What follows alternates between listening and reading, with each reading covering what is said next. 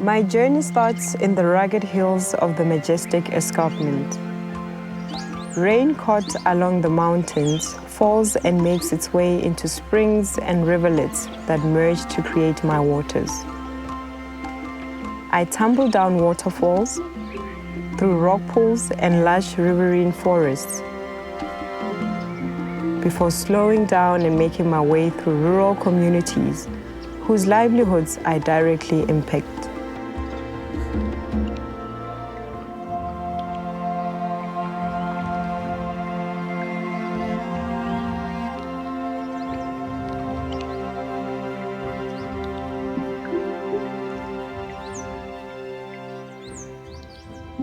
You see, with a community like Phiring, water is the #1 element of their life source. Because of, hey, Phiring is a farming area. When there's no water, it means life stops. My grandmother was a full-time farmer. She was farming the madumbe in particular. And my grandfather had livestock. So my father, I think he took it from them. It's a generation to generation thing. Because also with myself, growing up, waking up, I was going to the farm.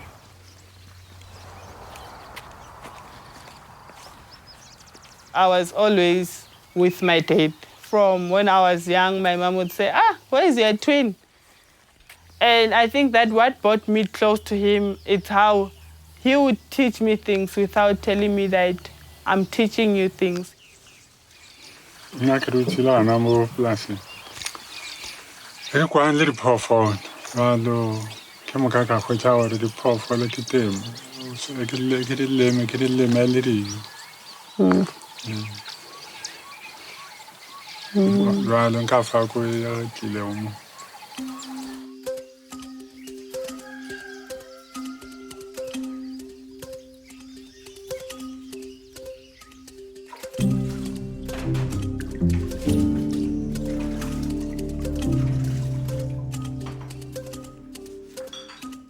After I came from my studies and came back home, I imagined myself working in the big corporate organizations. I put myself out there that farming is not something that I would do. Really, when you grew up into something and you have done it so much, you end up taking it for granted. So when I came home, it just felt like my whole world was being shuttered down. Everything was just being put on my shoulder. So I would sleep the whole day, not eat anything the whole day, just thinking that if I couldn't make it to the big organizations, where would I now make it? But as time went by, my father would wake me up and say, what do you need? What do you want? I would say, I want money. I want to go and work. I want to wake up, wear heels and go work at big organizations.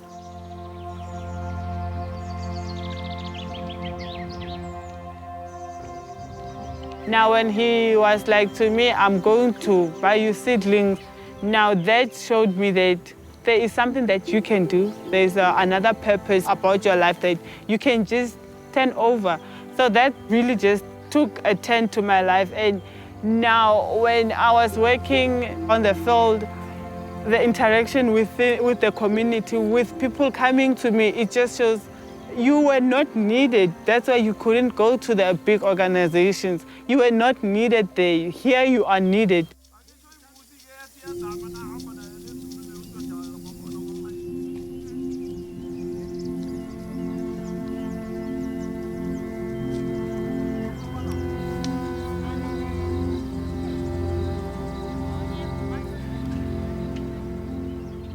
Each and every household in Phiring owns a certain portion in the area for farming.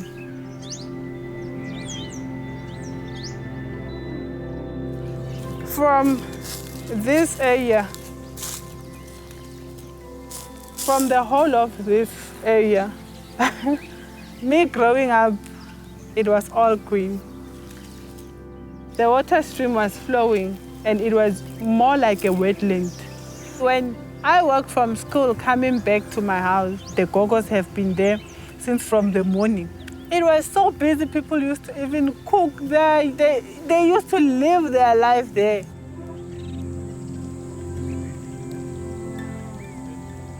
If you see how everyone becomes so happy after the rainfall, you just understand what water means to Phiring.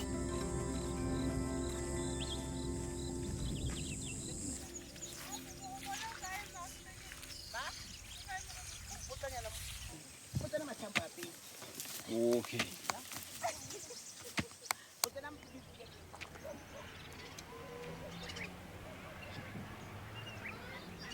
Makoko le ka re hlalosetša ka ya duma go ya ka tsebo ya lena ya segologolo le bona nke pule e tlo ka yana goba e tlo no ba ya ganelana ya ganela a ke re a itle ya nyaka go tlamara ya ganela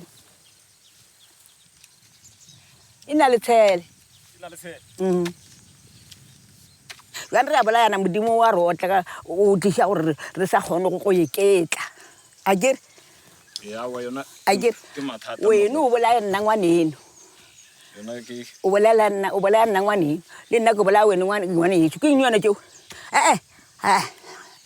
o makatlhekelešeng wa bona wa kere bona sephantšhe sena a kere bona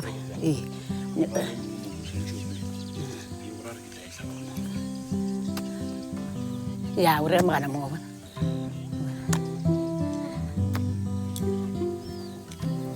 la makoko le ka mokgwa o bona mara re dirediwang go go ba go amogela gore tabe ya pule ya gore ra re tswile matsoko go matšhe wa bona go nyaka re diriwa re bua le gale fela re bueleng sa gale re phele bophelo bja gale makoko go tlo ba bonolo gona ka ge ile re šitše re tlwaetse bontši ba batho matšetše le go lema mola šitše ba tlwaetse go lema kua a kere mesarela ka moka re go rema le yona a kere ee remela kwa gedimonyana ya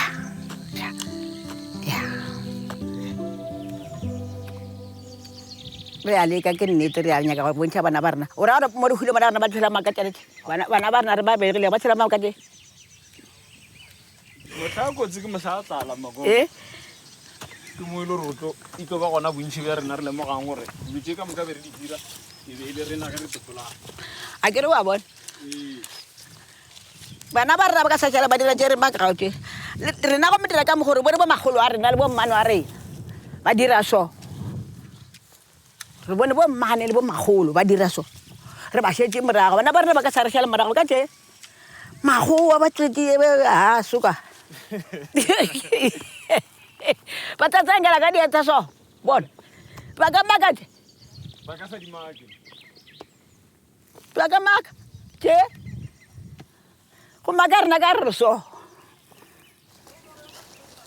I do the biodiversity research to monitor if the plantation of madumbe brings any impact to the nature in the wetlands. The Magogos are practicing the agroecology or organic farming method. Remember, on the wetlands, chemicals are not allowed. So what they do, they go with nature. Agroecology is like we are copying nature, how nature works. So we are trying to implement that on the wetlands. That might be one of the good reasons why the wetlands are still in a good condition if we compare it to those fields out there, because they are using the chemicals. That's why we see a lot of changes. But at least in the wetland, that little bit that is there because of the copying of the nature.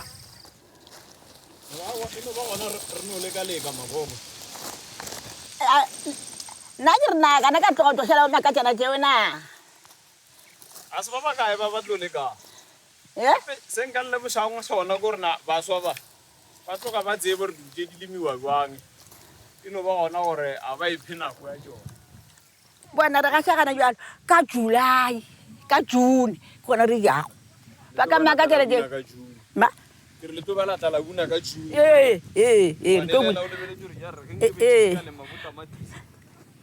lena ba gana ya lenyaka selo sa go se hwetšagana jalo nyana a lenyaka sa bikele e tlago le kgone ka re se ya le diegiša rena a re make tšeo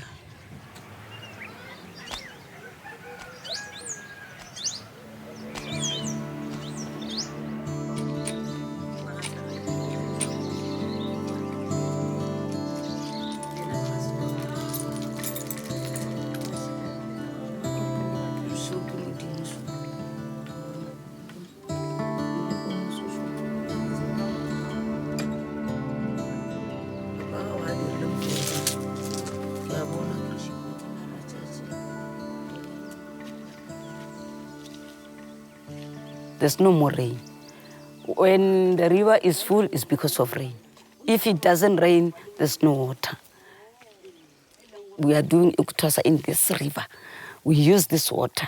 We put the sky inside, we hide it.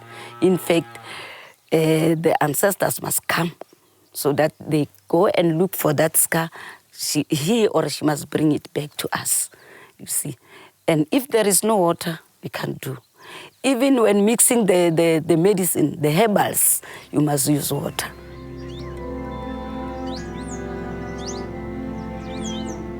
Even in the olden days, they are saying that there were people who can make rain, you see.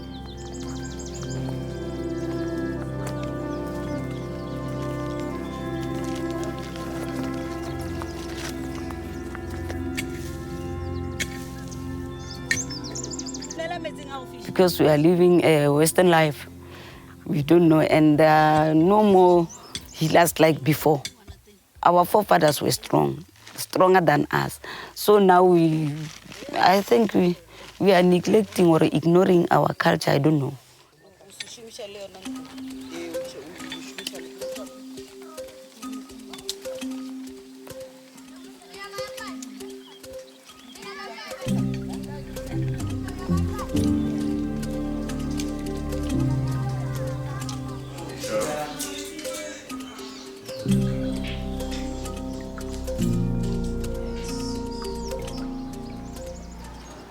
I was offered an opportunity to be part of the Kruger to Canyon project.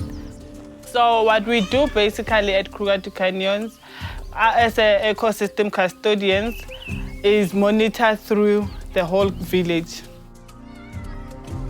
My component is the agroecology, learning how to farm without using any chemicals, but depending on the natural resources that we have.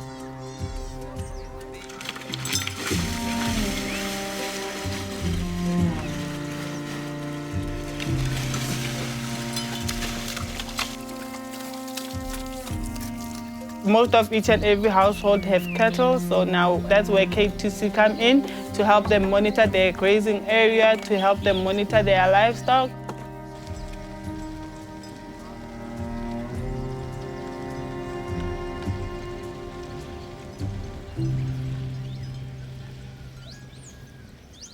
This is our grazeland called Mozambique.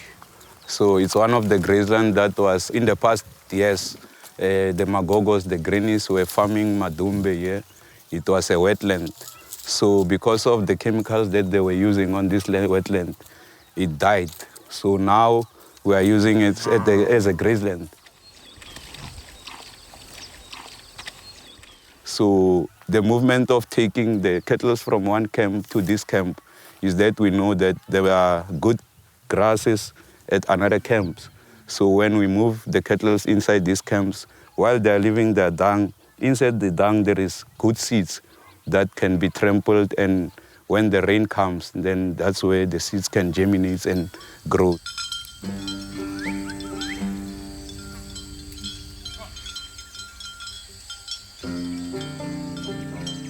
The cattle that you see around here are from the community. One thing that divides the farm as a commercial farmer and the community is the river. However, we allow the cattle to come over so that they can come and drink water in the river stream, because of still in the household there is not enough water to give to the cattle. The water that goes there is clean water for drinking, for the household use.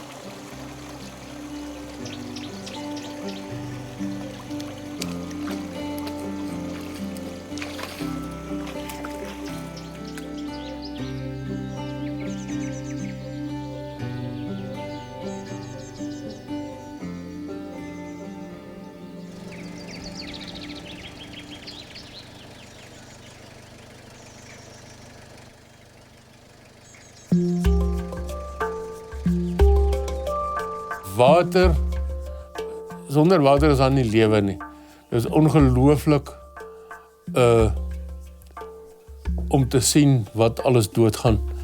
Ons rivier het 2 jaar gelede gaan staan vir die grootste stuk As 'n ou dink as 'n rivier droog word vir 40 kilometer, vir my persoonlik is dit eerstens as 'n besproeiingsboer, maar verder ook is dit oor ek omgee vir die omgewing, is dit dramaties as dit so droog word. In Oorigstad dink ek die mense het nou party plekke groter geplant as wat hulle waterinluisting hektare is, maar met die drip kom ons baie verder met ons water, so is maar net so dat ons bron baie beperk is. Jy moet weet dat ons aan die reënskaduweekant van die berg sit en ons kry maar tussen 40 en 50% reën van wat in die Blyde rivier se opvang val. Ons het altyd probeer om water te laat deurloop vir tot die onderste boere. Maar dit vat geweldig baie water in die rivier voordat hy deurloop op die boogrond daar. So this was the river, and this is the Dinkwanyane River coming all the way from the Oorigstad dams and streams. Then it comes all the way from Phiring village, it passes through Phiring village, Malining, then here at Phiring, then it goes all the way down to the Blyde Canyon. And this used to be a flowing river, but now it's a dry river. I can walk through here now.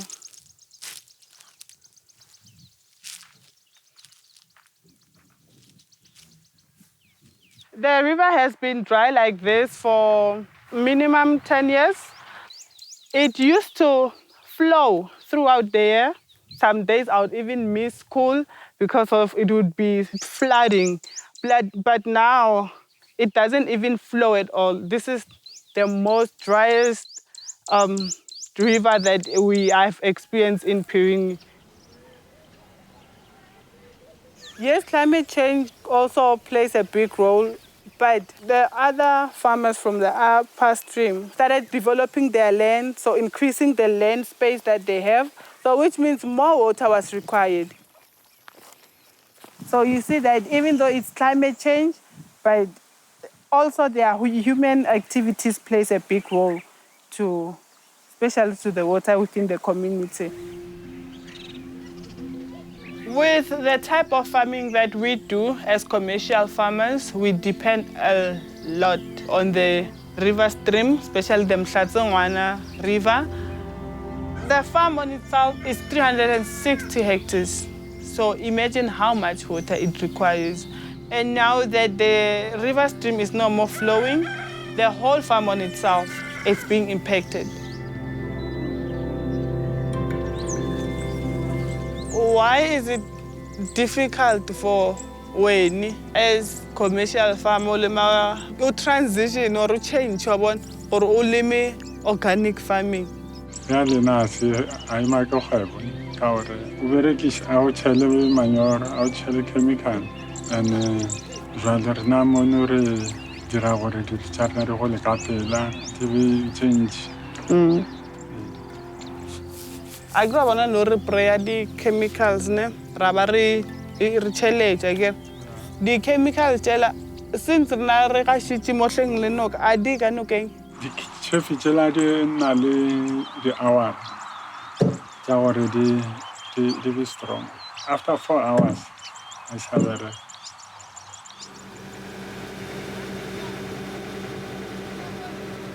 Personally, as a farmer, I practice commercial farmer because of the big scale. I try my level best to save water, especially with the issue that we are facing now as a community of not getting enough water. So what we do at the farm is irrigate during the night.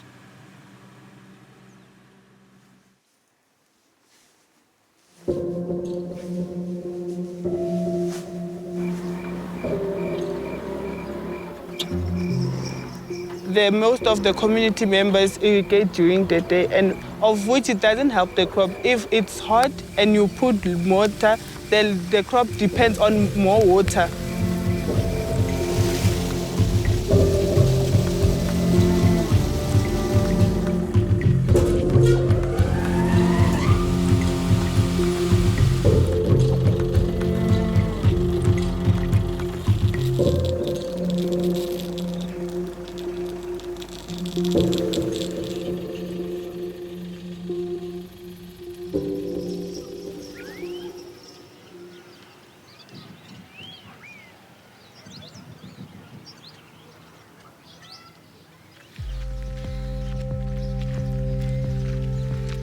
Now that there is not enough water within the community, it means others have to now leave farming. So they end up going to the big commercial farmers, leaving their own kids, not learning the skills from them. So to them now, they hardly go to the field. They hardly understand what agriculture is all about. That's what takes me so much courage to go to the schools and get them just teach the small kids, have a conversation about agriculture.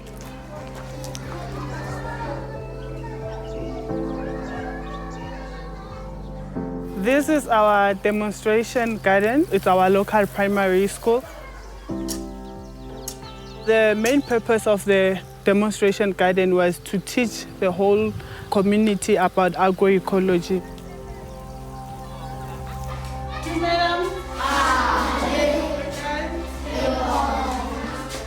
What we know, especially as young children, is that agriculture is just dirty. You cannot wear smart. You cannot seen as a lady within the agricultural field or as a gentleman. But when I get there and I teach them that, no, you know what, for that 2 hours you can be dirty. Go and take your bath and you still look like the lady that you want to be. In agriculture, you can be clean, you can be educated, you can be as smart as you are and still be a farmer.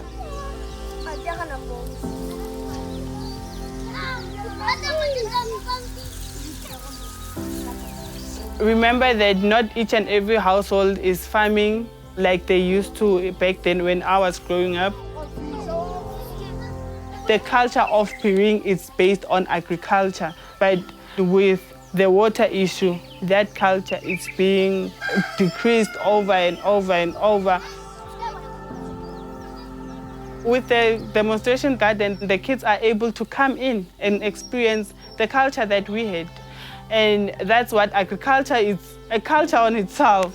So we are trying to pass it on to the kids.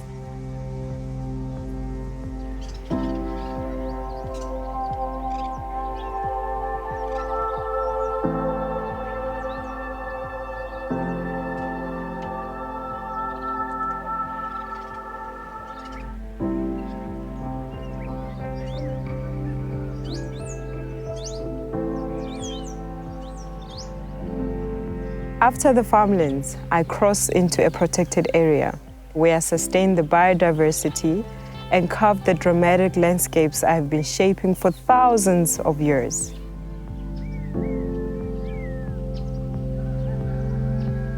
From this tranquility, I'm released into the lowlands, painting picture-perfect landscapes, supporting our natural heritage and iconic wild animals.